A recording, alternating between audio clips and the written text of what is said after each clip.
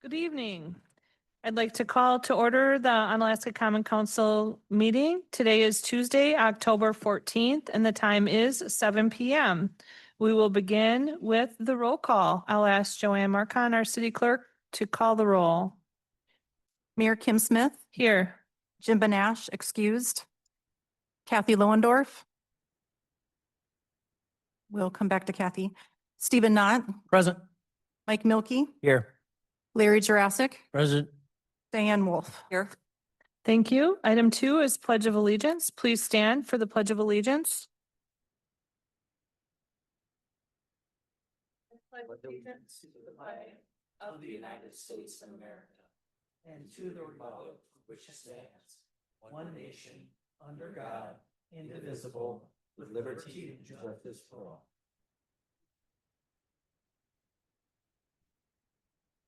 Thank you. Item 3 is the rules of the City of Onalaska Common Council and its subcommittees. This is a harassment-free forum. The City Council and subcommittee meetings shall be conducted in a courteous manner. Citizens, council, and committee members shall be allowed to state their positions in an atmosphere free of slander, obscene remarks, or threats of violence.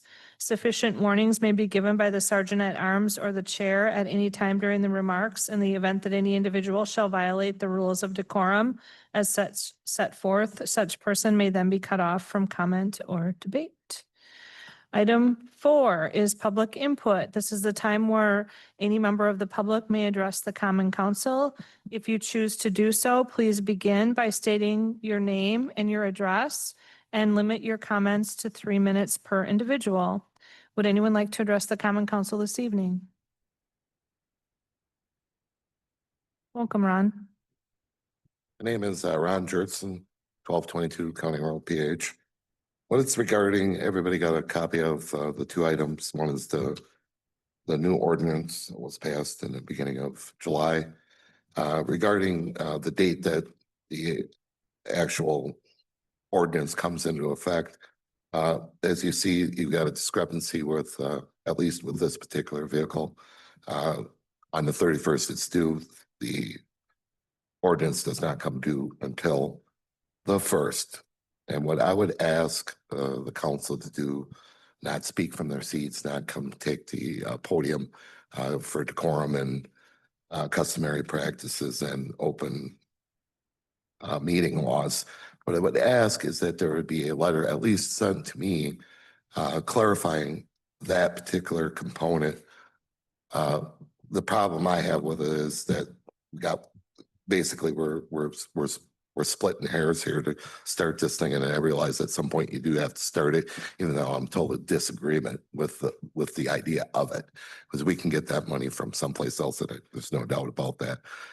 But what I would ask is that either you get a hold of me by phone or by mail. I want a written clarification on what that actually does mean. Mr. Knott did take a second to talk about it, but we're covering rehashing ground. And I would appreciate that. I appreciate your time. Thank you. I'll excuse myself. Thank you, sir. Would anyone else like to address the Common Council this evening? Welcome. Jacob Mooney, 1231 East Ave North, Onalaska, Wisconsin, here for the 1030 Fairfield rezone. After listening to feedback from the Plan Commission, nearby residents, and meeting with your great staff regarding the original 28 townhome proposal, I have made significant changes to ensure the project better fits the neighborhood. The revised plan includes 2 8-unit buildings. Remember, this is conceptual. We're open to 4 units, a mix of duplexes, 6 units, 4 units, whatever, 16 units total. Instead of 28, reducing the scale by nearly half. Improved setbacks and green space. Rear yard setbacks are much deeper, and the design provides more open space for residences, which will come with reduced traffic impact, fewer homes, or be fewer cars, easing concerns about traffic on Fairfield and surrounding streets. Our cul-de-sac will also eliminate the unsafe practice of delivery drivers backing around that park. Trash drivers are doing the same thing. I've seen it myself. Parking, we're at 2.5 stalls per unit. Your code's 1.5, so we're way over on that. If we did the 4 units, we'd probably put the parking on each end of the building or something, switch it around. Project quality and appearance. Class A construction, these are gonna be higher end townhomes, stone base around the bottom, beautiful finishes, fire suppression, security cameras, fence around the entire lot to ensure privacy for neighboring parcels, professionally landscaped, dark sky lighting. So everyone will still be able to see the stars from their back decks. We're also looking into, if it did get rezoned, we got a 2-story plan that we could build into the banks to cut back on the retaining walls that everyone's concerned about. It seems like they're saying it doesn't fit the neighborhood, but I'm struggling to see how it doesn't fit the neighborhood when our proposal is less dense than the 2 duplexes at the end of the street that are adjoining this parcel. Yeah, it's literally less dense than the existing R2 duplexes adjoining it. Community benefits, helps meet local housing demand, supports your live on a 2040 and your strategic plan, fills an underutilized infill lot. Hard to come by in Onalaska, increases the tax base by roughly 45 to 50K. If Onalaska is serious about your comprehensive plan and housing, I really feel you should consider the R3 zoning. There's no path forward without at least R3 zoning on this parcel. With land costs, architect, engineering, and infrastructure, we're probably gonna be at $1 million in this without even starting to build. I feel like we have the chance to do something beautiful here, not just fill an empty lot, but create homes close to high schools that add value and stand as a long-term asset for Onalaska. I believe this project can be something that the neighborhood is proud of, and I'm committed to making sure that's the outcome. Bill Herman, he's owned the lot for the last 30 years, and I'd like to do the same. Thank you. Thank you, sir. Can you restate your name? I think it didn't quite pick up on the, Jacob Mooney. thank you.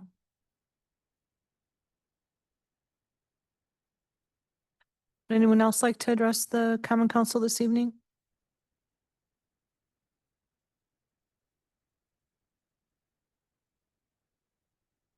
Welcome. Thank you. Tabitha Bruley, 1010 Green Bay Street. Thank you for hearing public input. I support the Plan Commission's decision to deny the rezoning application of land at 1030 Fairfield Street in my neighborhood from R2 to R3. Pillar 1 in Onalaska's comprehensive plan is community and states Onalaska's sense of community and small town feel are essential parts of the city's character. As a homeowner of an adjacent parcel for over 20 years, I very much appreciate our quiet, friendly neighborhood where we can know our neighbors and support each other. I doubt anyone here would deny that this is a huge asset. If this were your backyard and neighborhood, would you want 16 row houses introduced? It is certainly developable land, but keeping it as R2 will reflect the adjacent properties and neighborhood as a whole, preserving our sense of community and small town feel that are essential parts of the city's character. Thank you for your consideration. Thank you, ma'am. Is there anyone online, Amanda? Do they have their hand up or anything? Did the person online want to speak during public input? Yeah, sure. Is there anyone else who would like to address the Common Council this evening under general public input? Second call for public input. Third and final call for public input this evening. Public input is now closed, and we'll move on to a public hearing that we have this evening. This is to consider the final resolution to vacate and discontinue Johns Court in the city of Onalaska, La Crosse County, Wisconsin. This is also linked to Resolution 22-2025, which will be addressed under the Planning Director's report in the non-consent agenda, item number 14 later in the agenda. But I'll ask first if anyone would like to speak in favor of the considering the final resolution to vacate and discontinue Johns Court. Anyone wishing to speak in favor? Third and final call for anyone wishing to speak in favor. Okay, that part of the public hearing is now closed, and I'll ask if anyone would like to speak against adopting the final resolution to vacate and discontinue Johns Court. Anyone wishing to speak against? Third and final call for anyone wishing to speak against. Okay, the public hearing is now closed, and as I said, we'll address this item later in the agenda. Okay, item 6 is a report from the mayor. I have two proclamations just for information only in the Common Council agenda this evening. The first one is the pedestrian safety proclamation. This is an annual proclamation. October is Pedestrian Safety Month, and October 15th is White Cane Safety Day. And then item B is a proclamation celebrating Hmong culture in our community. Again, this is an annual proclamation that I make to celebrate the Hmong culture, and I line it up with the local Hmong New Year celebration. Okay, item C is a report and update from the Community Development Authority. Oh, you are here, Mike. I'm like, is Mike Gregorio in the audience? Please come forward. Welcome, Mike. Thank you. Thank you, Mayor. Good evening, Council. I didn't see you hiding back there. Pardon me? I didn't see you hiding in the audience. That's all right. You're incognito. I do find one thing kind of interesting though, at this forum than we get in our CDA meeting. Can we get Joanne Marcon to come do the roll call? That'd be great. I don't have to do that. She would love that. You have the floor. All right. So I'll be brief. One of the few of the items we've been working on, one of our was the strategic goals and coming up with a strategic plan for the Community Development Authority. We spent some time this summer working on that. And one of the items was to start to come forward and come to council and bring some of the information forward in a more personal manner with the chair or the vice chair, depending who could make the meeting tonight. Obviously, it's our first go around, and I want to make sure I was here to do that. Put a face with some of the names or the minutes of what you're seeing, what we're hearing, what we're doing. Most recently, we had LADCO, Vicki Markison, the new director, and come talking about that partnership with the city of Onalaska and other communities with bringing development into the area. And then we're all actually currently working on fractional staff for the CDA to help with grant writing, looking for other opportunities to help a little bit refining and defining a little more of our strategic planning areas where, as a volunteer board, we don't get time to do. So those are the three biggest things we've been working on over the last, I guess, since June, when the current board when we did our oath and elected the chair and vice chair at that meeting. Some of our objectives for the strategic plan. One is to develop actionable plans with our community partners, including some of those in this room, the city planner, et cetera, to try to help, bridge relationships, to help. So, when I hear Jacob's story here, that might be something that might have been interesting to come through our committee to hear how we may want to address or help work with that to make that come to reality of some sort for the city, as well as just working through city staff. We have some pretty intelligent people in that room that care for the city, have been longtime city residences in that room as well. Number two, provide an update to council. That's what I'm doing here tonight. That's our second goal. Three, execute grants that support the CDA's initiatives, programs, goals, and objectives. Number four, create, update, and modify our CDA materials. So people that want to look at the city of Onalaska, they have something that city staff or they can find on our website that they can use to help them understand what the opportunities are available for them here in the community. And fifth and finally is assess city's current and future demographics to help guide development decisions, depending on what type of housing or businesses we'd like to help city attract. So with that, I wasn't expecting questions, but if you have any, I'd be more than happy to take them. I may defer them to Rick, but. Does the council have any questions for Mike? No? Thank you for coming, though. We appreciate the update. You're welcome at our next meetings tomorrow. Good month. Exciting. Yep, you're welcome. Virtual only.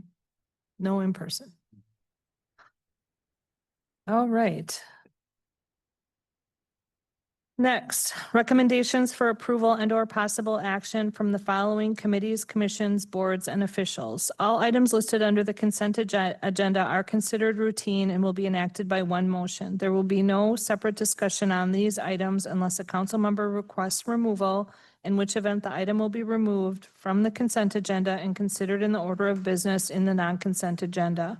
Are there any items the councilors would like removed from the consent agenda? Stephen Knott?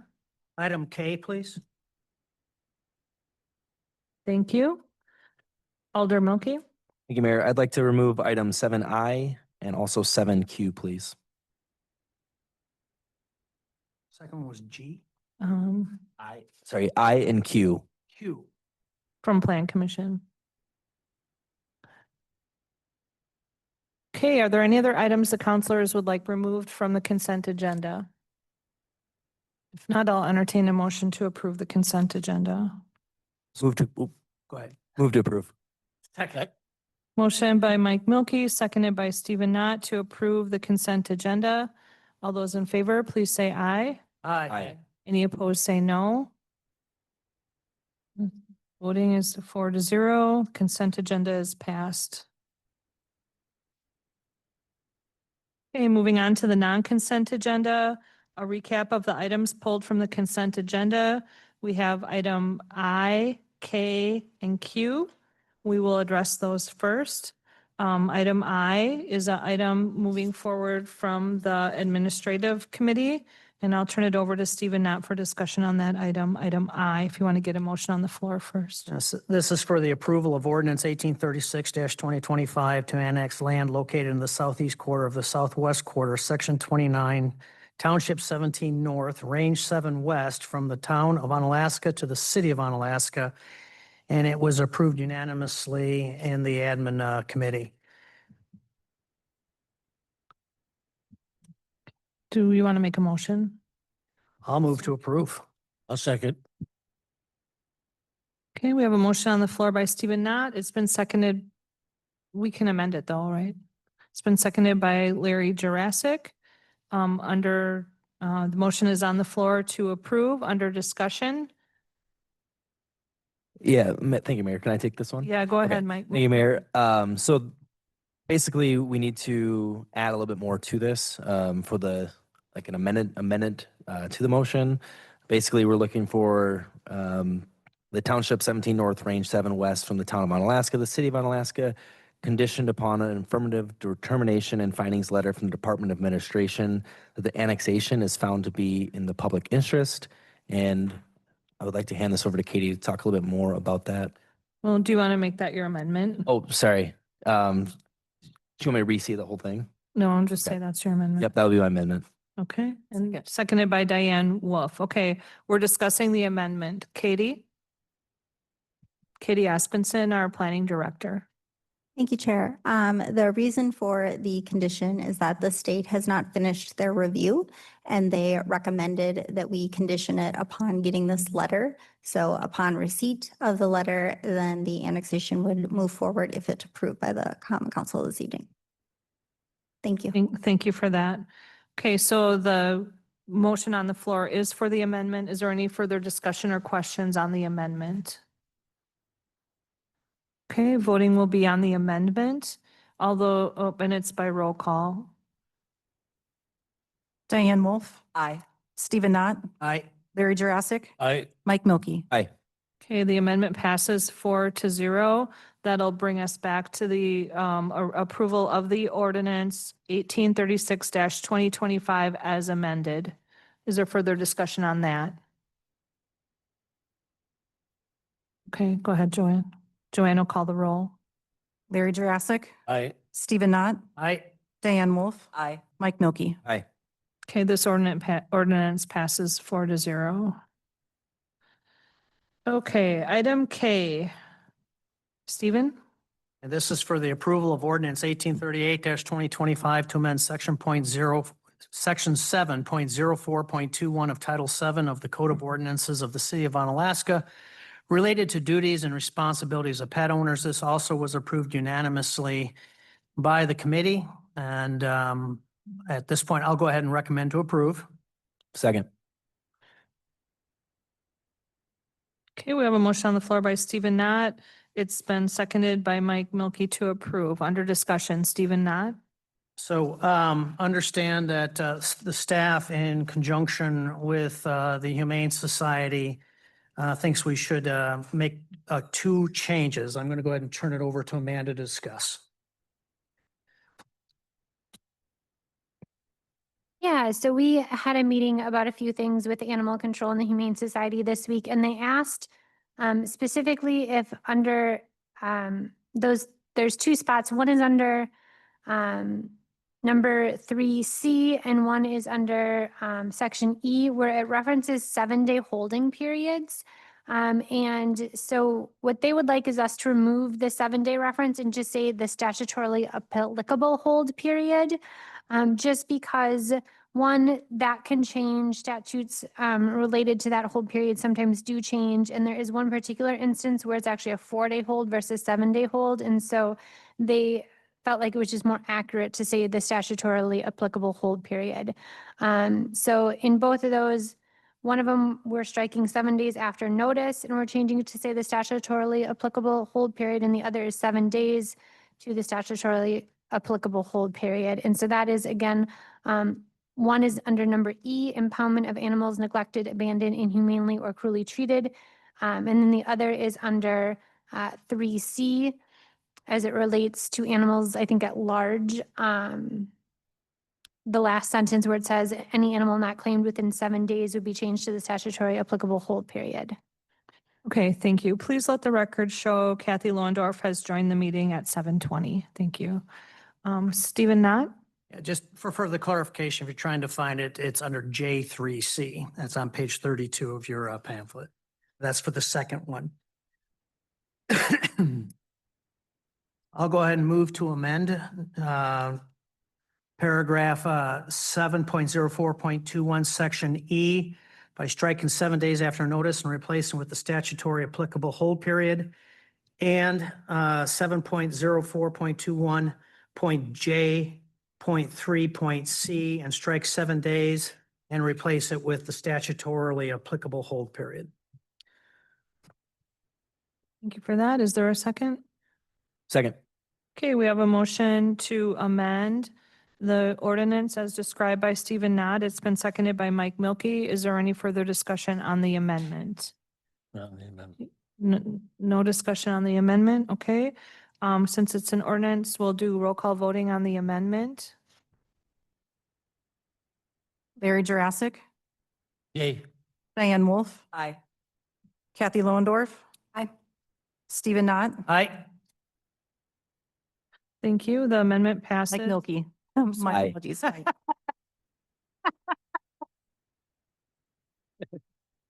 There's an uncomfortable pause. Okay. Okay, passes 5-0 on the amendment. Now we're back to the original motion as amended. Any discussion on that? The motion or just other? So Stephen Knott had put the motion on the floor, seconded by Mike Milky, and then it was amended. So we just voted on the amendment. So now we're back to the original motion as amended. So it is kind of similar, but Correct. repetitive. But if there's any other questions or comments, we could have them now. Okay, I have a Go ahead, Larry I have a Jurassic. question. Thank you, Chair. Reading through this several times, the question I had before was, is obesity classified as dangerous or relating to a pet? I couldn't find anything in here. I thought you had mentioned that it was. I think it would go under the care of the animal and the definition if a veterinarian found that the obesity was impacting its like health to a level that it was. All right, thank you. Thank you for that. Any other questions or comments regarding this motion as it's been amended? Okay, the voting then again will be by roll call since this is an ordinance, and this time we'll let all 5 voting members vote. Go ahead, Joanne. Kathy Lohendorf. Aye. Diane Wolf, Aye. Mike Milky, Aye. Larry Jurassic, I, Stephen Knott. Aye. Thank you. That passes 5-0. All right, and then the final one that was pulled was item Q from the Plan Commission. This is linked to the previous one, so we'll go ahead and have Mike Milky make a motion put a motion on the floor. Thank you, Mayor. And I'm just kind of filling in with this part for Alder Benash while he's out today. And for this item Q, I would like to make a motion to approve the annexation petition to annex the 16.7 acres, which is 41 lots from the town of Onalaska, located in the vacant portion of Heritage Hills subdivision. Now, this will be for tax parcels ID listed in your packet, starting at number 10-1021-15, all the way through 10-1021-88. And this will be conditioned upon an affirmative determination and findings letter from the Department of Administration that the annexation is found to be in the public interest. And I will move to approve. Second. Thank you. We have a motion by Mike Milky. It's been seconded by Larry Jurassic. Is there any further discussion? Stephen Do Knott. we need an amendment for this again? He made the motion with the amendment amendment. that we needed the state. It's just because the state approval hasn't come through yet on the plans. Does Katie? Katie, did you want to add anything to that? Okay, any other staff members or counselors? Okay, so the motion on the floor is to approve the annexation pending approval from the state as Mike Milky described in the correct words. All those in favor, please say aye. Aye. Any opposed, say no. Motion passes unanimously. Thank you. Okay, now we are on item 9, Finance Committee, and we'll get back on track without unusual things happening. Hopefully, we'll turn it over to Mike Milky. Thank you, Mayor. The following is a list of monies expended since the last common council meeting dated September 9th, 2025, with a total of $3,671,406.98, and I will move to approve. Second. Thank you. We have a motion on the floor by Mike Milky. It's been seconded by Larry Jurassic to approve the vouchers as described. Is there any discussion on this item? All those in favor, please say aye. Aye. Any opposed, say no. Motion passes unanimously. Thank you. Back to you, Mike.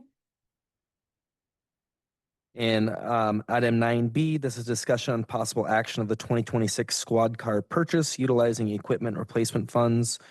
I'm going to go ahead and make a motion to approve. I think we just want to, We just want to discuss, sorry. Sorry, in that case, I would like to hand this over to start with Katie Aspenson. no, Oh, Chief. Sabrina. Sabrina.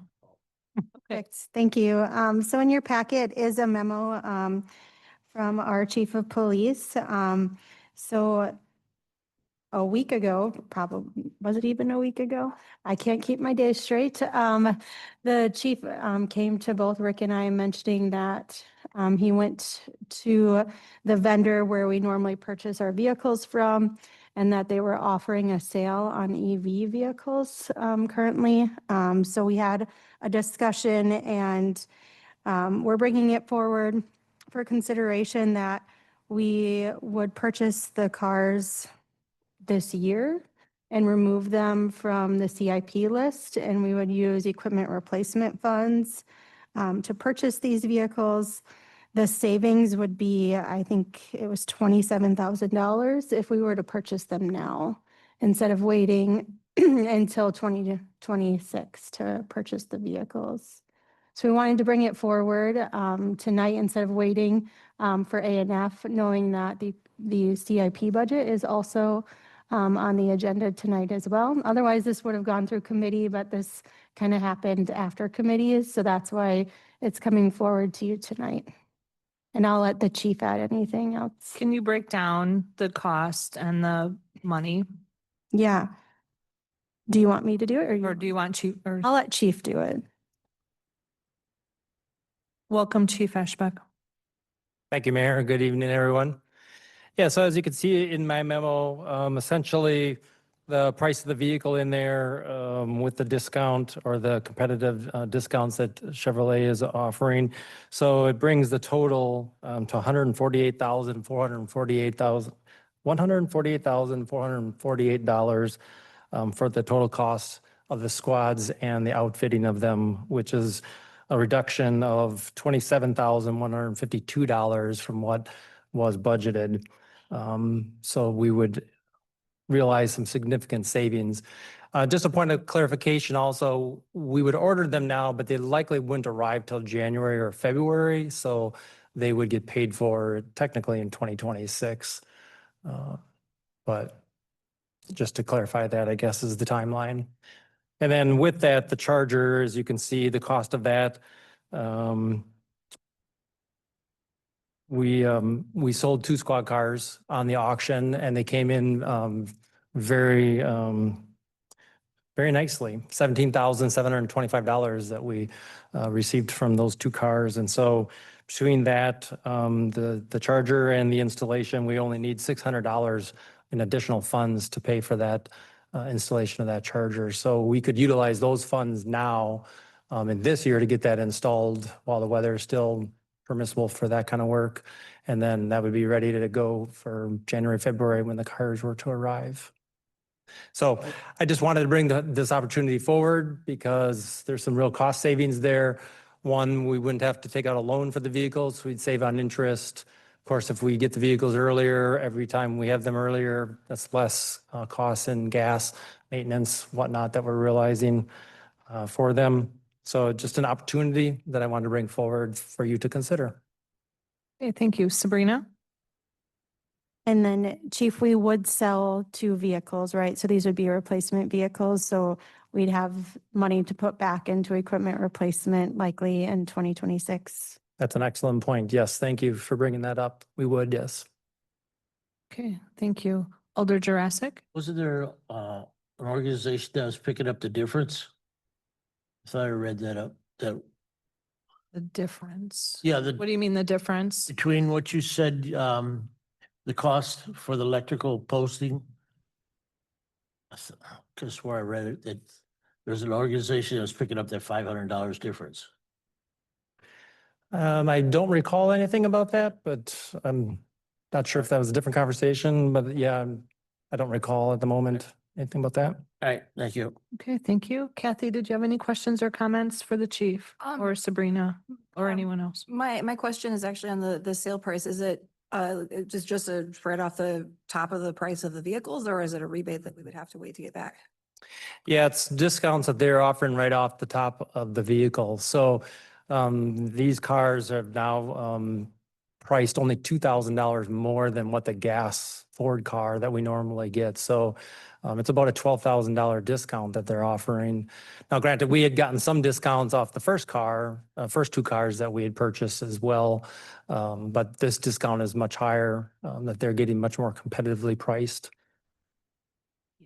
Thank you. Mike Milky? Yeah, thank you, Mayor.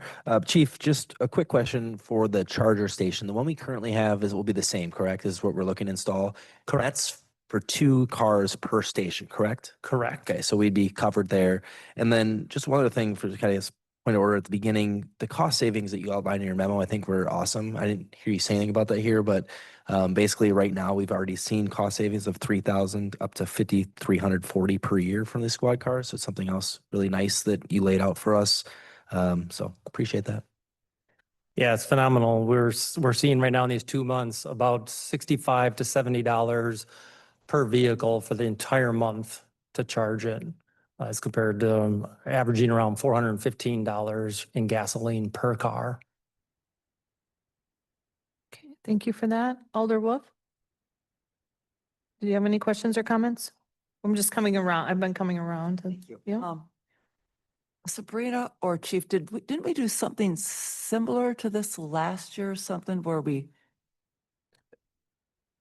or else you were in need of them and then so we just moved everything up? Like it had something to do with the funds or something last year or not? Thought we did something like this. I'm not sure about the cars, maybe on a different item. I don't know, there's. Okay, thank you. Thank you. Alder Knott? Yeah, couple of things. First off, I do think the second charger is a valid requirement. Even if we only had 1 electric vehicle, we need to have some redundancy. We can't just be relying on 1, in my view. Now, that said, I'm starting to come around a bit. I'm less skeptical than what I was before on cost savings. However, one of the other things I'm curious on is, do we know what the depreciation is on EVs when it comes time to sell these vehicles? Because what I'm seeing is as battery technology keeps improving, older models become basically really not desired. So we might lose the ability to sell those vehicles at anything that would gain any kind of money in the future. Do you have any kind of data on that from lease car sales of EVs? I do not have anything relevant. My only comparable would be your traditional EVs for the regular personal market, but nothing with police squad cars. This is Okay. kind of the first dive into true police cars as EVs. Okay. Um, And then second, I guess, after, I know I've asked for an annual report, and I think you said you provide one at the end of an entire year of usage of these. And if we find out that, yes, indeed, these are providing immense savings over an entire year, including the winter, then I still have a concern that I guess I'm going to have asked. So what we learned from the Palisades fires is that whether it be citizens with EVs or first responders with EVs, when the utilities went out, they became parking bricks, and they weren't emergency vehicles anymore. They couldn't be used until those utilities were restored. So I guess with contingencies for a natural disaster, how many vehicles in your fleet would you feel comfortable going down, at least temporarily, and still being able to meet your requirements? Because I think that would be the threshold of the EVs we could safely take a risk on. You know, if it's 2, if it's 4, if it's 6, I don't know. Yeah. Yes, I certainly don't advocate for 100% electrical fleet. I don't think we're at that point. So I would say probably maybe 6 at this point. I mean, quite frankly, our electrical infrastructure may not be able to handle more than 6. We'd have to do a bigger deep dive with an electrician to see if the city hall could handle additional chargers beyond maybe a 3rd charger. So I wouldn't be comfortable with going any higher than that at this point. But you're comfortable with 4? That if the Absolutely. worst case happened and you lost those 4 vehicles for a temporary period of time until utilities could be restored, you could still do your police function? Yeah, because I think there's enough redundancy. I mean, we'd have to have a widespread for many mile radius of no electricity at all, because there's chargers, fast chargers in West Salem, there's fast chargers in La Crosse, in different areas. So we could simply just drive there, charge for 15 minutes and be refilled, and even if our station was down. So we'd have to have the electrical grid down across the region with. Well, that could happen. That could happen with a serious ice storm, 100-year flood. You know, and again, that did happen in the Palisades fires in California. It was a widespread area that lost all their utilities for at least for a period of time. I think it was a couple days. And I mean, I'm just going back in articles I was reading way back when that happened, that all the electric vehicle fleets were just down because they couldn't recharge. Yep. So that's why I said we need to do the risk mitigation of now, but you're saying if you could still do police function with the assumption that 4 vehicles are down for a period of some days in a worst case scenario, then I'm comfortable with supporting it. But if we can't do 4, then I wouldn't be comfortable because I don't want to assume that risk. I think we'd have, to be honest with you, I think I'd have bigger challenges of trying to get radios charged, do gasoline pumps charge with electricity? Or does Quick Trip have electrical generator backups to fill our vehicles with gas? I don't know, possibly. Well, If we when were you down have electricity for that long. a national response to a major disaster, they're going to be coming in with fuel right away. That's one of the front load things they're going to have. Sure. So, yeah. Well, I'm guessing you have diesel generators that would have a 240 outlet that we have portable plugs that we could plug into a 240 outlet. We put the $500,000 generator at City Hall so we could charge them off our generator, assuming City Hall doesn't get wiped out. Okay. How many could you charge at any We given? can run everything in this building with that generator. Any outlet, anything in this building can run on that generator, including his chargers for the EV. Should we are you able to run the chargers right now? Oh, yeah. It's all. It's all connected. Literally where it comes in the building, it splices in and we can run. It's just like the building is on the utility grid. Okay, so as long as the generators. As long as the generator's running. You are able to recharge the vehicle. Correct. Beautiful. Okay, thank you. Thank you for that, Sharon. Okay, Kathy? Question. Just a question about, speaking of obsolescence of technology and not wanting to get stuck with, something that we can't sell or whatever in the future. Do we have any information or any data on the longevity or the life expectancy of the EV, specifically squad cars compared to fuel? Well, I can tell you that, Jim, we have a 8-year, 100,000-mile warranty on the electrical components. So if anything were to go bad on them during that time, which is usually the life of those vehicles for us, we usually, trade them out every 5 years, 100,000 miles. So I don't think they're going to be, going obsolete in that sense. I can't speak on the trade-in value. That is still a bit of an undetermined. I would be shocked that they would be dropped. I mean, we're going to get something for them, but I hate to throw a number out there because I really don't know. Okay, thank you. Thank you for that, Chief. Okay, does staff or counselors have any other questions? Or would we like to put a motion on the floor or not? It's up to the, Rick, did you want to add anything? I just wanted to add that I do support the request that's being made, especially after going through putting together a budget for the following year, and how important it is that when we are able to save money, not only in the purchase of them, but also in the savings on the cost of the fuel and the electricity. So I fully support it, and hope council will support it as well. Thank you for that. Okay, what is the desire of the council? We don't have a motion on the floor. I'll make a motion to approve the purchase of the 2 vehicles, and the new charging station as outlined in our item 9B by our Chief Ashbeck. Second. Motion by Mike Milky, seconded by Kathy Lohendorf to proceed with the purchase of the 2025 vehicle in 2025 for the 2026 squad cars as described. Okay, Sabrina? Thank you. I guess, what I would recommend is that next month I would come forward with a budget change then. Okay. It won't be in your budget book that that is sitting in front of you. I'll bring that forward as a budget change. It was originally in there and then it got moved to CIP, so I would add it back in. So you'll see that as a budget change when we meet sometime for ANF2. But our motion will be okay as it's worded because it's just saying Absolutely. to move forward with it, okay? Now, with that being said, I'll just do general comments or questions. Alder Wolf? Thank you, Your Honor. So Sabrina, so then, if this is approved this evening, then next month for the Board of Public Works public hearing, then I'm assuming then those numbers will be adjusted for that handout then. Correct. I'd ask that you make a motion to remove it from the CIP listing. And then I could remove that for the public hearing. Okay, great.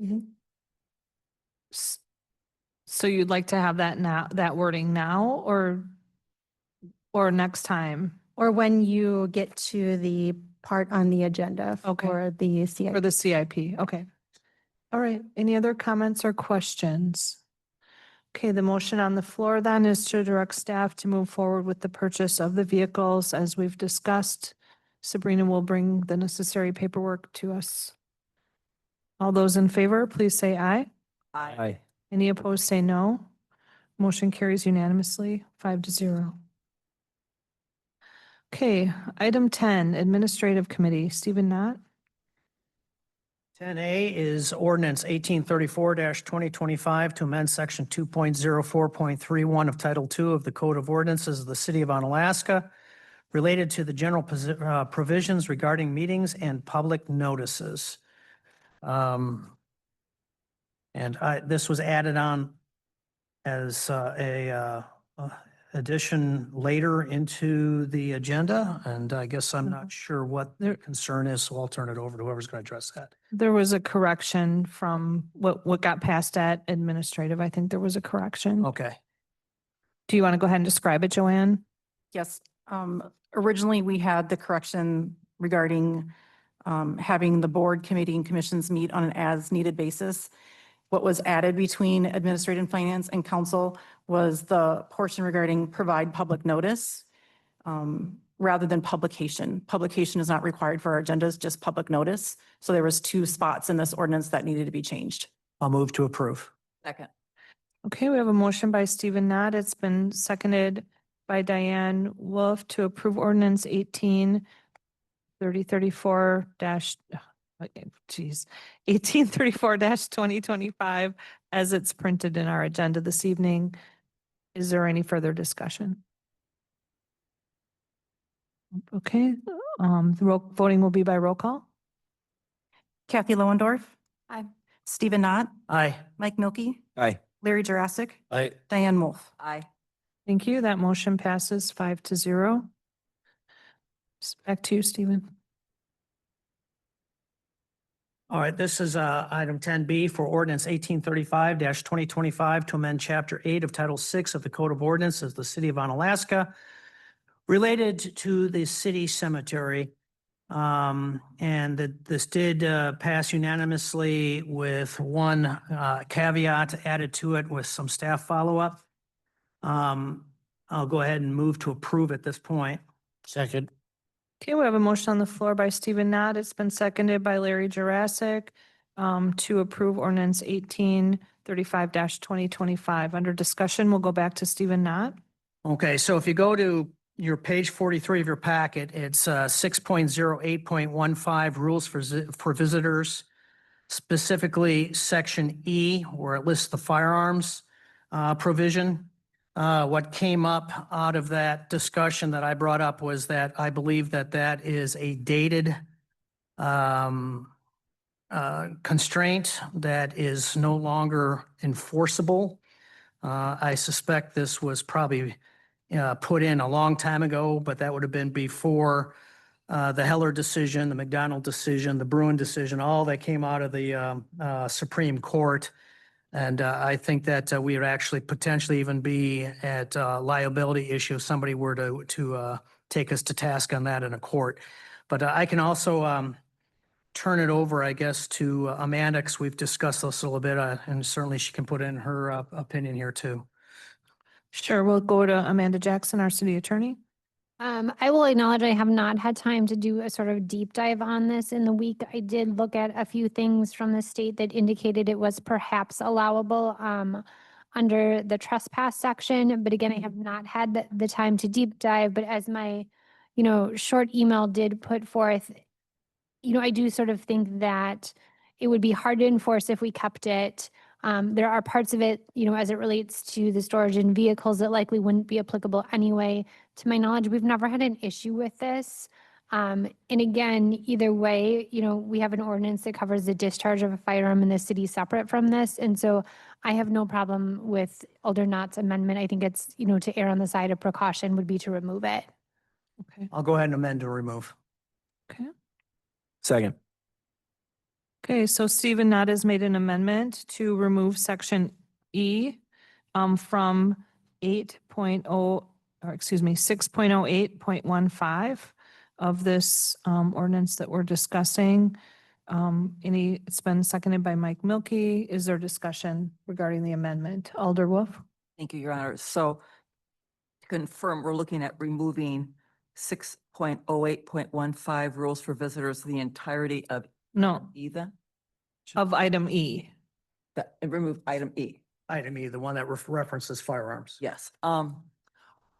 I certainly am not aware of all the court cases and such, but I guess my one question that I thought of when I was attending via Zoom the A&F last week was, how does this differ from us having a posted sign on our front? Because it's city property for the cemetery and city property here. So I was just curious what the difference is. There is an exception specifically called out for government buildings, which allows us to post all government buildings as not allowing firearms. But because this is not a building, it would not be covered under that. Okay, thank you. Okay, good. Any other questions, Kathy? Well, admittedly, I didn't do a deep dive and I'm not an attorney, so I can't speak to the actual laws in place. I did look this up after our A&F meeting, and many cities in the state of Wisconsin and the state of Wisconsin's law in itself actually does state almost verbatim what we have in our ordinance. So regardless of whether or not it's outdated, I couldn't say, but that is a normal thing from what I'm seeing in the state of Wisconsin. Okay. Okay, any other comments or questions? Okay, anyone want to turn before Stephen has a second turn? Okay, go ahead, Stephen. Yeah, when you read the statutes, the state of Wisconsin has constraints that specifically apply to state property as an example. And then they have other, the law applies differently to county, although county is very similar to state, and then to municipalities, which are quite different.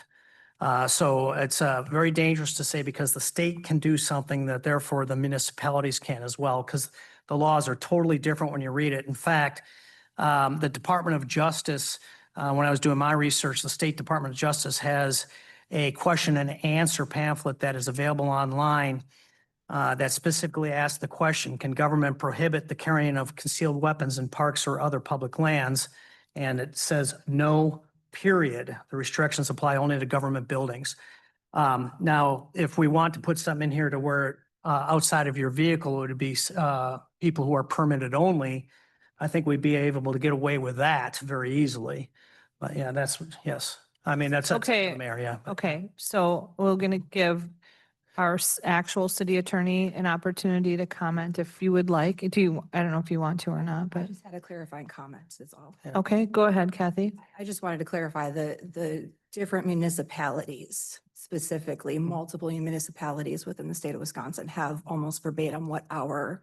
Well, as do we, but I think it's dated is what I'm getting at. We've had 3 Supreme Court. Okay, that is beside the point, I think, of what the topic at hand is. Amanda, do you have anything else you want to add about this? Okay, so the motion on the floor is if we want to remove section E, it is an amendment to the original ordinance. So, Stephen, you've got to speak twice. Did anybody else want to speak another time? Okay, this will be your final time. Final then, one, Stephen. yeah. I am as certain as the sun will rise tomorrow that what we cannot do is restrict them from, citizens from having them in their vehicles. I think that is incredibly clear.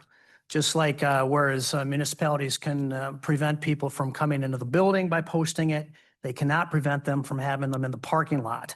So that is, again, to me is crystal clear in the way this is written. So even if folks think that we can accept the risk by saying, no, you can't carry them in a cemetery, even if you have a CCW, which I think we're at risk if we do that, there's no way we can prevent them from having it in their vehicles. Just my personal opinion. I think that you can have Amanda talk on that one too. Okay, I think that is removed from what the actual section E says though, so we're not going to go down that road. The amendment is to remove section E. A vote of yes would be to remove section E. A vote of no would be to not remove section E. This is the amendment only, not the original ordinance. Are you ready to vote or do people want to talk about this some more? Ask for roll call, please. Yep, I'm already going to. Okay, roll call, Joanne? Stephen Knott, Yes. Mike Milky, Yes. Larry Jurassic, Yes. Diane Wolf, No. Kathy Loendorf, No. Okay, this motion passes at a vote of 3-2.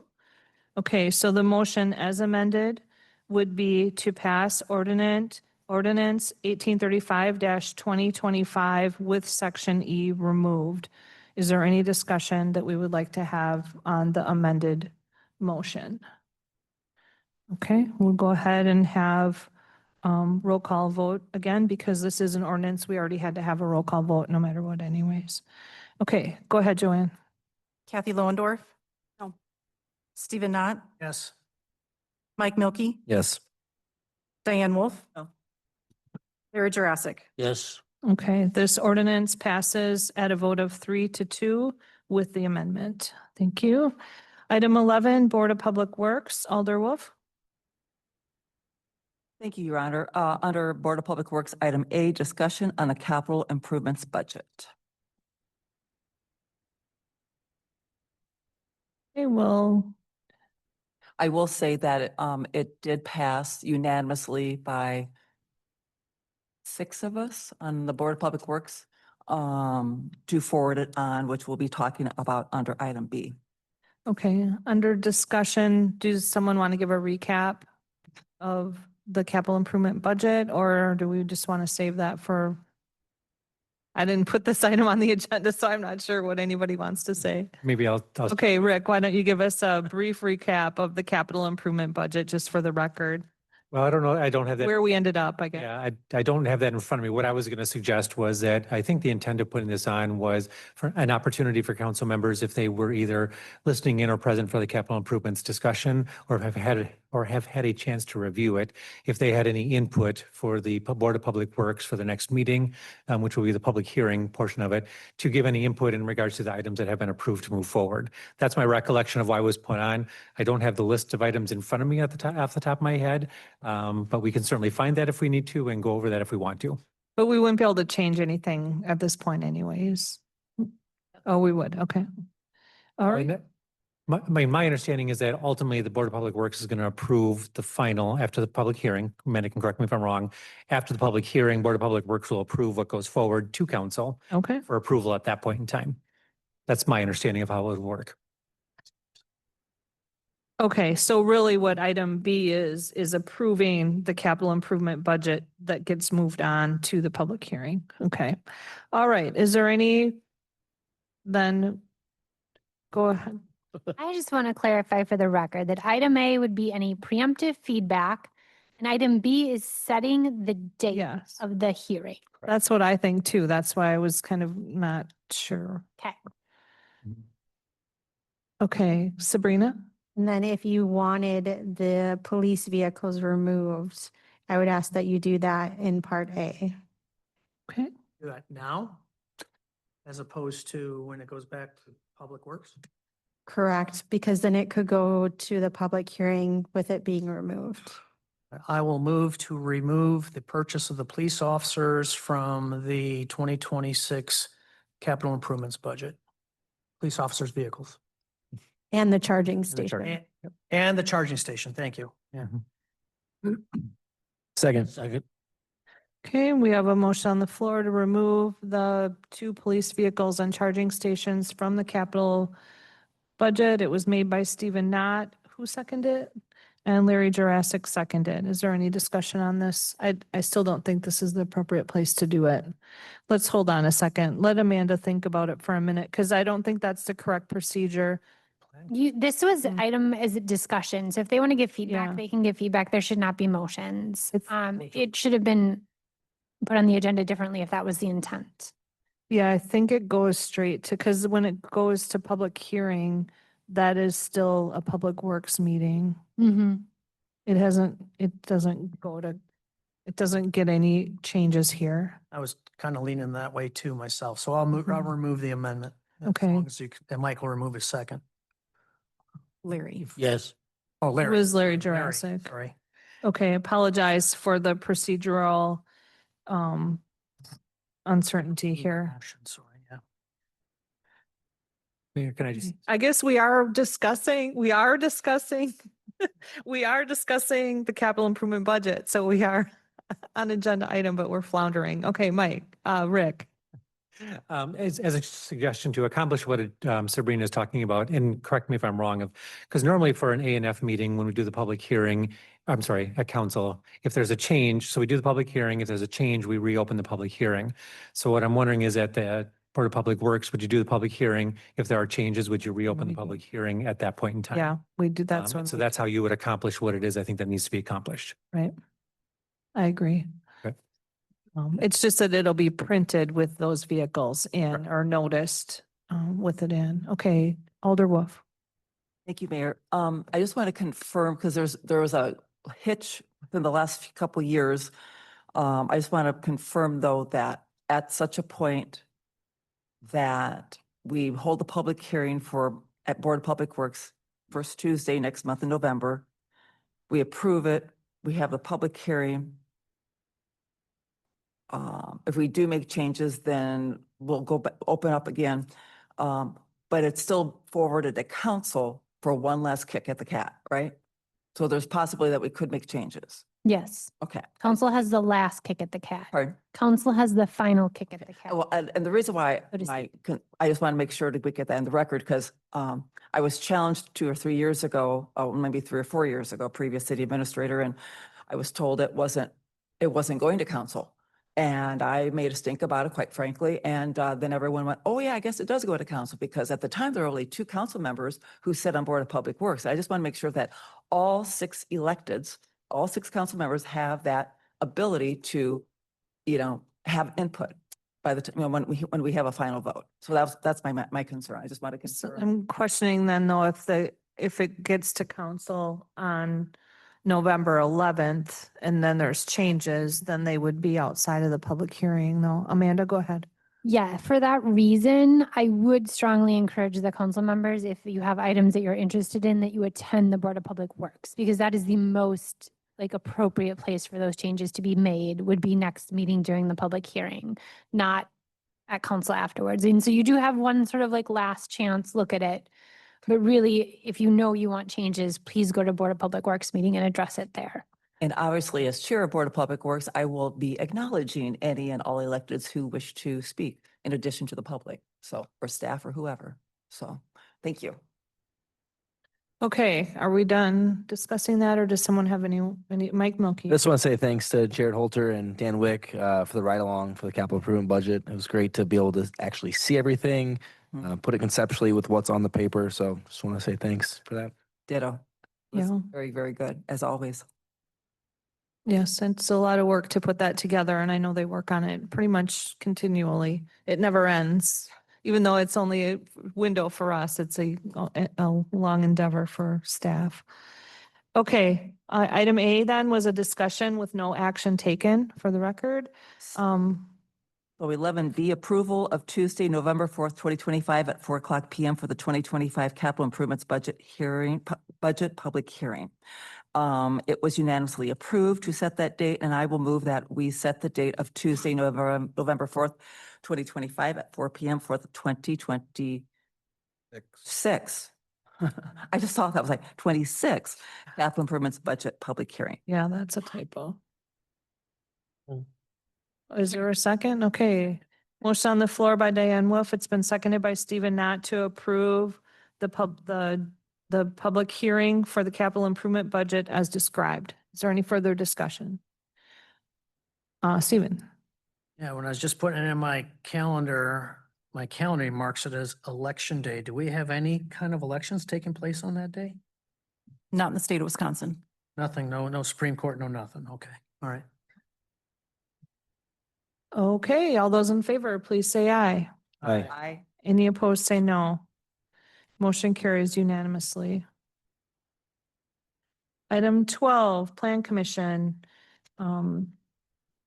Item A, denial of the rezoning application to rezone a parcel of land from low medium density residential R2 district to medium density residential R3 district to accommodate future multi-family row house development located at 1030 Fairfield Street. This is tax parcel ID number 18-1042-10. This applicant is Jacob Mooney on behalf of William Herman.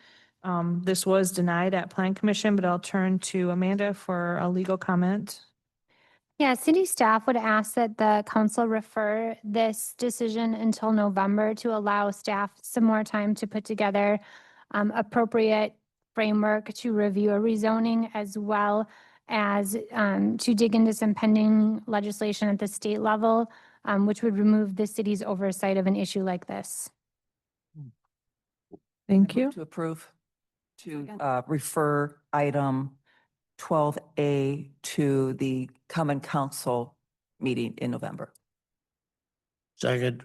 Okay, motion by Diane Wolf. It's been seconded by Larry Jurassic to defer this item to the November Common Council meeting as described. All those in favor, please say aye. Aye. Aye. No discussion on referral? I guess. I don't know. I guess I already called for the vote, so chair's discretion. All those opposed?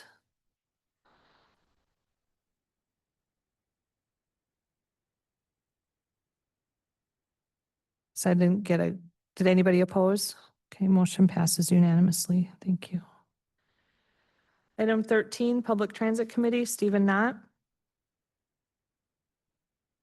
This is Resolution 23-2025 to approve the contract for the shared ride taxi program for the city of Onalaska. I move to approve. Second. A motion by Stephen Knott, seconded by Larry Jurassic to approve resolution 23-2025. Is there discussion? Oh, sorry, Amanda or Sabrina? I would just note that this is just our yearly contract with running. This is our last extension to the contract, so we will be going out for RFP in 2026. Okay, thank you. Any other discussion? Okay, motion on the floor is to approve resolution 23-2025. Voting will be by roll call. Please show Diane Wolf has left the room. Roll call. Larry Jurassic, Aye. Stephen Knott, Aye. Kathy Lowendorf. Aye. Mike Milky. Aye. Okay, motion passes 4-0 with one person outside of the room. Item 14, Planning Director report. This is concerning resolution 22-2025. Katie?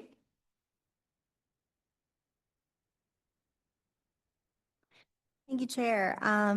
This is in reference to the request to vacate and discontinue Johns Court located in section 29, Township 17, Range 7 West, within our community. It has moved through our Plan Commission unanimously, and this is a city's final step in the vacation process. Thank you. Thank you for that, Katie. Just the desire of the Move to approve. Second. motion by Stephen Knott, seconded by Mike Melky to approve resolution 22-2025. Is there any discussion? Not seeing or hearing any. Rick, did you have anything? Oh, you look like you're going to say. All right. Joanne, please answer when your name is called. Voting will be by roll call. Kathy Lowendorf. Aye. Stephen Knott, Aye. Mike Milky, Aye. Larry Jurassic, Aye. Diane Wolf. Aye. Thank you. Well, that passes unanimously. Item 15, City Administrator Report. We'll turn it over to you, Rick. Thank you, Mayor. In front of you is the report that I submitted. I'll just do it briefly. Again, you can read it in more detail. The conversion to our new ERP system continues. I believe we're in our last week of virtual assistance or remote assistance. So staff are continuing to learn how that system works. The UKG conversion is still a work in progress. Our All Abilities Playground is open. If you haven't had a chance to go out there and check it out, it is a phenomenal facility and is being utilized very frequently, is my understanding. So please be sure to check it out. Last month, we came before you and talked about the discussions we've been having with the Village of Holman, Town of Onalaska, and Town of Holland in regards to some form of combination joint fire services. Those conversations continue. We recently had a discussion. I'm just providing an update. We needed to gather more information for our next meeting. So nothing at the moment is moving forward on that. Just continuing to discuss, and we'll come back with additional information as we get it. Wanted to touch briefly on cybersecurity matter. We continue to have those discussions around the city, obviously in general, but recently we had a significant increase in spam calls to our phone system. We believe that is connected to public records requests that we have been getting. So we're continuing to assess that situation. I just wanted to bring it to your attention that there are some concerns there as well. If you want to have more further conversation, just let me know.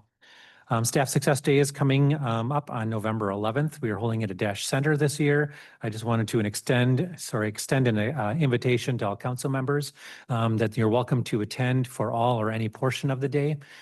We generally will start around 8 o'clock, 8:15, done around 4:30. So please feel free to join us if you want to, and there's lunch provided that you're welcome to participate in as well.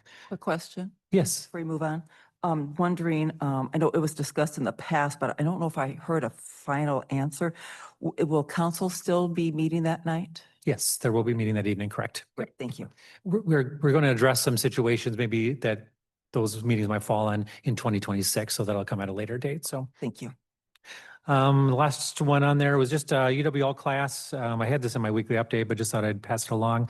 A Onalaska resident who's also a professor at UWL had reached out asking if the city would be kind of a test subject, so to speak, for a sustainability class. So I went there and did a presentation. They came here this last week to ask questions of departments because their project is to provide sustainability options to the city in different departments. So various department heads, appreciate them being available and answering questions from the students. It's been a fun collaboration so far. So then the meeting events are listed after that. So thank you. Okay, thank you for that. Rick, you want to continue to item B? I will continue on, but I'm going to step over here. The moment we've all been waiting for. Right, exactly. Drum roll, please. So obviously, sir, you have your budget books in front of you. Those are things that obviously you just got them today. So I have a little bit of a PowerPoint presentation that I'm going to go through. It's a brief one, so don't worry, it's not going to be too lengthy. I won't keep you here too long. But what you'll see inside the budget books are the memo that I wrote, as well as a copy of the slides from the PowerPoint presentation. You can obviously follow along if you want, but I wanted you to have them for reference later on. So as you can see, we're doing a couple things just a little bit differently this year. The PowerPoint presentation is I just want to do a high-level overview of the 2026 budget and kind of how it compares to previous ones to give you some kind of a frame of reference. While it's a good refresher for the council members, for employees and even residents of the city of Onalaska, if they are able to see this presentation, it might just give them a little bit extra information as to what all considerations go into preparing an operating budget for the city of Onalaska. And if we have technical difficulties, I'm perfectly fine with just talking too. So We do have the handouts. you do have the handout too as well. So the other change though, I want to point out, and you'll notice it when you go through your budget books, each budget in your book has a cover page. And this year there is some additional information on those cover pages. So you're going to see just a very brief synopsis of what the increases are within that respective budget, what the decreases are in the respective budget, and whether there were any staffing requests.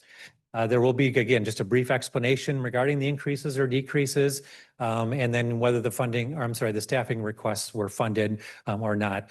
Again, it was just an opportunity to maybe provide a little bit of information, answer some questions as you start taking your deep dive into the different budgets in there. So that might alleviate some of the questions you have later on down the road. So those are just a couple of things. I'm going to grab my paper PowerPoint and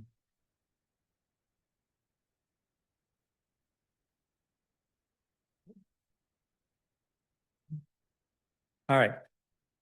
So again, this is a very high level overview. I'm not going to go into each individual department budget and talk about that. And so I just want to have some just general conversation about it. So the first slide there you see, it talks about general fund versus enterprise. When I worked at Trempealeau County and as their legal counsel, when I would train staff, I would tell them that whenever I say generally speaking, what that means is the statement I'm about to make is a general proposition. There might be 100 exceptions and 100 nuances to that statement, but this is just an overview. So we're not going to go into those kind of deep dive into the weeds, so to speak. So when I say generally speaking, we have the general fund and we have enterprise funds.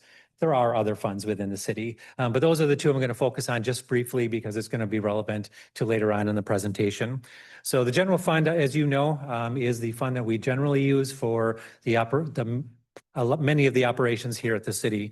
It's made primarily of the levy, the taxes we collect, shared revenue. We get some road aids and then other sources there, the license permit fees, interest income, registrations, those kinds of things. So those are the items that go into the general fund when we're looking at an operating budget. We have enterprise funds as well too. Generally speaking, those are what I call user fees funds. So we provide a service and someone pays a fee for it and that's what supports that particular budget. It's generally not related directly to the general fund. Again, those are really high level looking at those different funds. There's a lot more nuances to them. But I just wanted to point out the different enterprise funds that we have, which are listed there on the, thank you, which are listed there on the sheet as well too. Again, I put this slide in there because it'll be relevant in part of our conversation that we have a little bit later on. So next slide is, so when we look at the operating budget, we're looking at the general fund. and what expenditures come out of the general fund. I put this slide in there. This is in your budget book as well too, the pie graphs. I just thought this was a good representation. When we start looking at the different expenditures across different departments, we categorize them into generally 5 different categories, as you can see listed there. So it's just a good representation to show where the expenditures of the general fund from an operating budget are going to. Again, refresher for council members, but again, for employees and or residents, this might be some beneficial information so they can take a look at it. So again, just a representation. So again, when we start looking at an operating budget, what are some of the considerations that go into getting the operating budgets where it's supposed to be? So obviously we look at expenditures and we look at revenues as a general proposition. And so before I get too far into either one of those, I just wanted to show you over the past several years, this is what our general fund operating budgets have looked like as a whole. No surprise, there's an increase almost every year as the cost of things increase significantly. But there's a number of other factors that play into this as well too, which I'll go over in a minute. But I just wanted to give you a representation to show what the general fund operating budget has looked like over the past several years and how it continues to go upward. So again, we look at the expenditures and we look at the revenues. So let's start looking at the expenditures first. And not unusual, but one of the biggest expenditures is wages and benefits. We have our police and fire contracts. The police contracts we just renegotiated, and those will go into effect as of January 1 of 2026. In the fire department, we will start negotiating their contracts in 26 to go into effect for 27. But so any increases in wages and or benefits that are in the union contracts for as of January 1 of 2026 are included in the 2026 operating budget. Then for non-represented employees, we have the typical step increases, which is our wage scale, and then the cost of living adjustments. We all know cost of living adjustments are not guaranteed. They are only provided if we have a budget that provides for them. Even the step increases, quite honestly, those are contingent on some performance review benchmarks as well too. In the 2026 budget, have allotted for a 3% cost of living adjustment along with the step increases. That is to be split at 1.5% in January and 1.5% in July. This particular slide was just put on there so you can see what the cost of living adjustments have been for non-represented individuals over the past several years. If you may recall as well too, we made some changes to some benefits for employees that will be going into effect as of January 1 as well. And so we are looking at a number of different items. So wages and benefits is a big one that we have to look at when we're looking at what is operating budget going to look like. Health and quite frankly, dental insurance, but I focused here on the health insurance because that was the bigger one, that was the bigger increase. Again, just shows the amount of increases each year that health insurance has taken, health insurance premiums has taken. 17.38% in 1 year is a significant increase. We've had this discussion before. And so that one was a tough one to swallow. Our human resources director had a conversation with ETF. They try to use reserves on occasion to keep the costs, the increases down. They clearly did not, and indicated that over the next couple of years, they are unlikely to use reserves as well too. So this is something we're going to have to continue to monitor as we go through because we can't handle a 17% increase every year. So, so again, health insurance, one of the benefits that we have to take into consideration when we're looking at what the operating budget looks for. Then the other ones are the inflation contracts and tariffs. Inflation, we all know that the costs of goods and services are getting more expensive every day, or every year, I should say. And this really impacts every budget or every department across the city. You know, anywhere from, we just talked about police cars, while there are discounts being offered, you know, the costs of those are generally increasing, whether it be uniforms, whether it be fuel, whether it be office supplies. All of those items that we need to run provide the services across the city are increasing. So department heads have to do the best job they can to project what those increases are going to be. You know, we have projections regarding what the inflation is going to be for 2025. You know, we don't control inflation. And so if there is some event that happens and that number changes, that has a significant impact on our budgets. So again, department heads do a great job at projecting what those are going to be based on past experiences as well. Contractual services, those are things that where most, or generally speaking, agreements do have built-in provisions that every year there's going to be an increase. So we have to plan for those too when it comes to planning for an operating budget. Tariffs, again, relatively new. We have been impacted to some extent by the tariffs. How long or to what extent that's going to last for the city remains to be seen as to what the percent are going to be and how long they're in place. But again, these are all things that we have to take into consideration when we are preparing the operating budget. Rick, Oh, yeah. if I could. So when I see this all broken down, aren't contractual services and tariffs ultimately just rolled up in the inflation projection? They can be. I put them on there separately because not every contract we have necessarily has a provision that increases it, but there are some that do. So What additional increases above and beyond inflation? Because I don't have those projections here. That's why I guess I just assume that all of these increases are inflation. essentially they are. Maybe I'm breaking them down to a little bit more of a deep dive of them, just to show that these are different areas. Again, just the cost of services and goods, of course. Some of them are built into contracts. The tariffs are, again, so I'm just providing information, again, mainly for the public and for employees as to where we have to start looking at things. So yeah, inflation basically is the umbrella over it all. Okay, so overall, we should be planning on approximately a 2.7% projected increase on costs, if you In will. costs. But again, health insurance, that was a 17%. So Yeah, that one, correct. yeah. So I mean, so there are some that fall under that inflation umbrella. There are others that don't. And so, You have them listed: equipment, repair parts, fuel, office supply. correct. So- Yeah. Those things that we're going to buy. Did you have a question? I was just going to add that some of our contracts will hold tariffs separately. And so if there's a drastic change in price, then our contractual price will change. And so, for instance, when you look at those fire trucks that we're buying 3 years out, they have provisions in them that says if there's a notable difference in the cost of goods between now and when we actually get the truck, those costs will be passed back onto us. So we do have a few contracts like that where I would say we're not assuming that inflationary risk upfront. Yeah, and that was a good point as well. Thank you, Amanda. So again, those are just, again, high level, big items that we have to take a look at when we're looking at the operational budget. Revenues on the other side, we also have to take a look at those, of course. The one that probably matters most to residents is the levy. Again, I put this slide in there just to give a representation of when we talk about what the net new construction is, what that percentage is, what does that impact actually on our levy? So you look at 2025, we had a 0.7% net new construction, and what that equates to and being able to add to the levy. So there's this one, and I'll go to the next one, then I'm going to come back. So the next one then is the shared revenue, the money that the state gives us. Again, this one just shows what the state has given us over the last several years. You see there was a decent bump in 2024. They redid the formula in how they were calculating what shared revenue was. So we got a good bump there. But since then, again, too, the increases have been, from my perspective, nominal. I think this year was just over 2%, a little over 2% increase. The reason I bring up the shared revenue and then the net new construction levy piece of it is, we had a lot of conversations earlier this year about sustainability from a financial perspective for the city. When we have increases on these two particular items that are as small as these are, obviously they're not going to keep up with inflationary factors or health insurance costs or wages, those types of things. So that's why we have to look at other ways that we can fund the different services that we provide to the city. And so that's why the next slide is just, we have our other sources of revenue as well too. Again, I just threw a couple examples on there.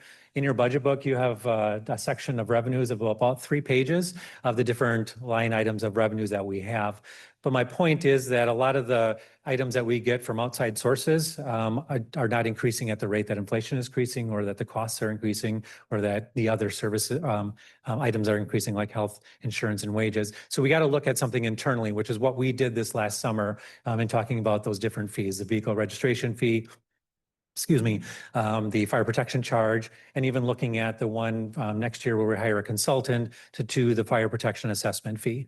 So those are just the reasons why we have to do those things, is because the money that we're getting from other sources is not going to meet the demands that we have and for the services that we have to provide. So again, those are just some high level overview of the expenditures and the revenues that we have to take a look at when we're trying to put together an operating budget. So there were in the 2026 budget, there were positions that were funded. Now this might look a little daunting, so that's why I just want to briefly touch on each one of them.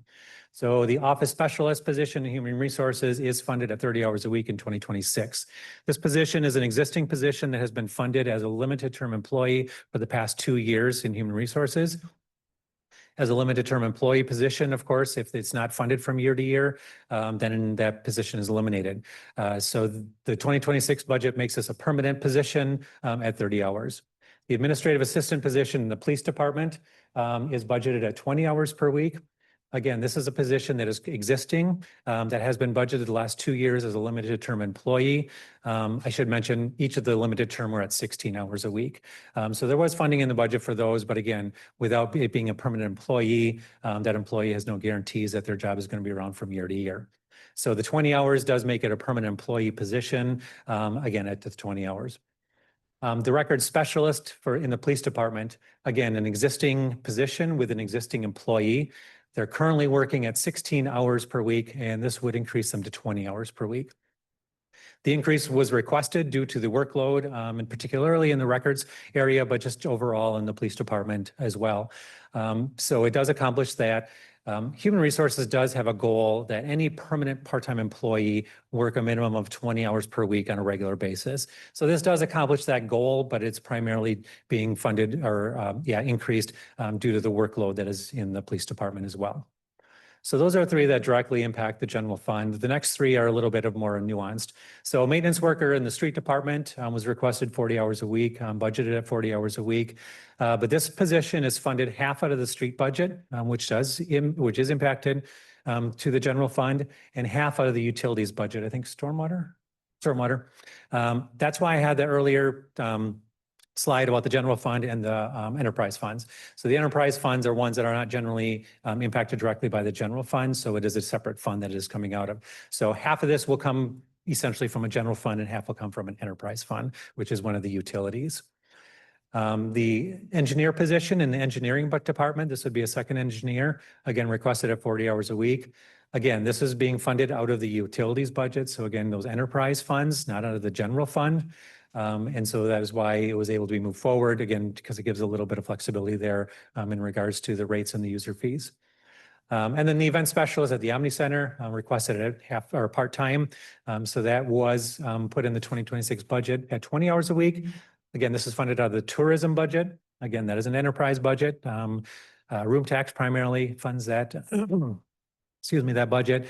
So it's not directly impacted by the general fund. So those are the ones that are included in all of the different budgets that are in front of you in your budget book. So I just wanted to point those out. So as you're going through it, those cover sheets will also address these topics as well too. So anything that I've talked about here will also be on those. There were some positions that were not funded, but that were requested in 26. The police department had an evidence technician that they had requested, and the fire department had requested 3 firefighters to start in July of 2026. So those were not funded, but they were unable to be funded in the 2026 budget. We'll revisit those at some point in the near future. I have no doubt on that. So, Rick? Yeah. The 3 firefighters, are those part of the 6 that were tentatively approved a couple months ago? Correct. When the whole Safer Grant conversation occurred. So the request was for those 3 firefighters is if they would have started in July of 2026, we would have spent the same amount as we would have under the Safer Grant for year 1. And so that's why the request was made to start as of July. So. Hold on, I got to move. Amanda, forgot to move forward. Have we gotten a final What's that? determination from them? The Yes. Safer Grant? Yes. My understanding of the Safer Grant was that if we hadn't heard anything by October 1st, that funds were not going to be expended. That's what the chief had relayed. So it is likely that we are not going to get any funding through the Safer Grant. I don't know that, quite frankly, that anybody did, is my understanding as well. So. And the last thing I wanted to touch base on with you is the $30,000 that was previously approved for the fire protection assessment fee consultant. If you remember at one of the previous meetings this summer, we talked about the sustainability option. We kind of set up a plan moving forward. One of those was to hire a consultant to look at and implement the fire protection assessment fee. There was some discussion at that point in time that we include that in the operating budget for 2026. After I thought about it for a while, I did have a conversation with Sabrina, but it didn't make sense to me to put one of those one-time costs into the operating budget. And so what my recommendation is going to be is that we move forward with reserving funds for that consultant, whether it be reserves or whether it be out of the any surplus we might have at the end of the year, that we fund it in that mechanism. And the reason I'm requesting that is again, because it's a one-time cost, it's not a reoccurring cost. I guess from my perspective, it just makes more sense.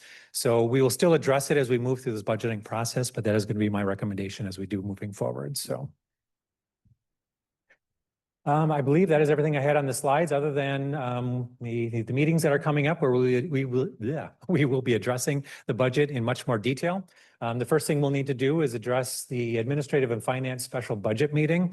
I know that's also the next item on the agenda as well. But before we get to that, I just want to say, I just wanted to provide a very high level overview of some of the highlights of the 2026 budget. I am looking forward to having some further conversations with council regarding this as we move forward.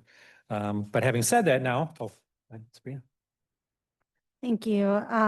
If I could just add, just so you know, I did email the budget to you as well. So you'll be able to search in the PDF. I also sent all the backup sheets that the department had sent me to prepare the budget. So you'll have those in a PDF searchable file. It's 190 some pages. So have fun if you want to go through all of those. All of those numbers are in the budget book that is in front of you. And then, as Rick mentioned, going a different format with having summary sheets in front of each tab of your budget book. But I am around if you have questions as well when you're going through your budgets. One thing that's not in here is our potential mill rate. Our Board of Review just closed and we got notice today that they are balanced with the county. So we did get our statement of assessment, but it doesn't include manufacturing. So when we meet next, I will bring forward the impact to the mill rate to you, as well as the final statement of assessment. Thank you, everybody. We'll just continue on. So the next thing is setting the budget hearing. The budget hearing for November 10th, 2025 at 6 p.m. So this is different than the Administrative and Finance Special Budget Hearing. So this will be the. We would need a motion for that. I'll move to approve or to set a budget hearing for Monday, November 10th, 2025 at 6 p.m. Second. Motion has been made by Stephen Knott. It's been seconded by Kathy Lohendorf. Is there discussion regarding the budget hearing day and time? Alder Knott. Now, these things can be kind of lengthy. Is there any reason we can't go earlier? I know it's going to come down to individual schedules, but if we can amend it to go earlier, I'd recommend we do. That's the other meeting, the one we're going to do next. Yep. This is the one where the public can come in and. Oh, okay. This is the one right before council where we just have the public hearing and approve the budget. Oh, because the debate's already been done. Okay. All right, any other discussion? Okay. The motion on the floor is to set that date for the public hearing, Monday, November 10th, 6 p.m. All those in favor, please say aye. Aye. Any opposed? Motion carries unanimously. All right, now. Next one is setting the date and time for the Administrative and Finance Committee Special Budget Meeting. I had talked with, I think, everybody at some point in time about dates, and we were looking at November 3rd and or November 6th. I know in the past, we have typically scheduled a date and then a backup date. In talking with department heads, that week is a week that works for the most part for everybody that can make it work. So we were looking at November 3rd and November 6th. Obviously, if we want to do a backup date, we would start with November 3rd, and then we would do backup on November 6th. We would prefer to, when I say we, as staff, would prefer to start as early in the day as possible. I mean, I know I threw out, 3 or shortly thereafter. So I guess it depends on what people's availability is, but would certainly like to start sooner rather than later. This is the meeting that has the potential of running lengthy. And so the sooner we can start, the better off we are. I'm good with either day. I don't know if anyone has a certain day that doesn't work for you. It's, well, Or the sixth is the day? the third. Third, We have six would be a the third and backup. then yeah, it's the sixth. November 3rd would essentially be the first choice because then our backup would be the November 6th. I'm fine if we do the third, if we do 3 o'clock on the third, but for the backup for the sixth, I would not be available until 4 p.m. Correct. Anybody else have any scheduling concerns? Then the third's the first business day of the month. It's gonna be a day. I will go ahead and move to set the Administrative Finance Committee special budget meeting for Monday, November 3rd at 3 p.m. with a backup of Thursday, November 6th at 4 p.m. Second. PDA. Yes, correct. If we do that to the 6th, I think, Diane, you won't be, some people won't be available until 5:30 Right. Which day is this? on the 6th. This, yeah, I already have an appointment where I'm already trying to get to the interviews. We need to amend it then to, Was there a second already? Good thing is the last couple of years, we haven't had to have that second. one, Correct. oh, we have. Correct. Which makes it a lot nicer if we start at 3 on that Monday. It's just, yeah. Correct. Maybe restate your motion. I didn't even write it down yet, so. Okay, I'll move to set the Administrative and Finance Committee special budget meeting for Monday, November 3rd at 3 p.m. with a backup on Thursday, November 6th at 5:30 p.m. Perfect. Okay, motion on the floor by Stephen. Is there a second? Second. Seconded by Diane Wolf. Is there discussion? Okay, not seeing or hearing any discussion.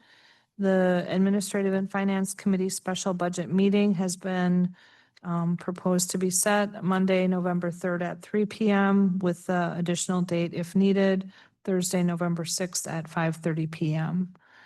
All those in favor, please say aye. Aye. Any opposed, say no. Motion carries unanimously. Thank you. Item 16, adjournment. Motion to adjourn at 8:35 p.m. Second. Okay, we have a motion on the floor by Alder Wolf. It's been seconded by Mike Milky to adjourn. All those in favor, please say aye. Aye. Any opposed? We are adjourned. Thank you so much.